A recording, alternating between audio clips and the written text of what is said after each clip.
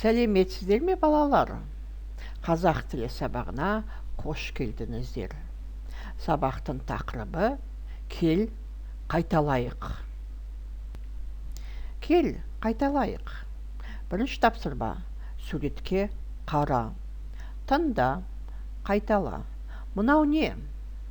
Екінші тапсырма. Суретке қара. Ойлан, толықтырып айт. Мынау не? Үшінші тапсырма. Суретке қара. Сұрақтарға жауап бер. Сенің сыныбың қандай? Төртінші тапсырма. Суретке қара. Үлгі бойынша сөйлес. Сыныпта не бар? Сен неше жастасың? Сен нешінші сыныпта оқисың? Сен мектепте не істейсің? Сенде неше қарындаш бар? Балалар, сабақ аяқталды. Сау болыңыздар.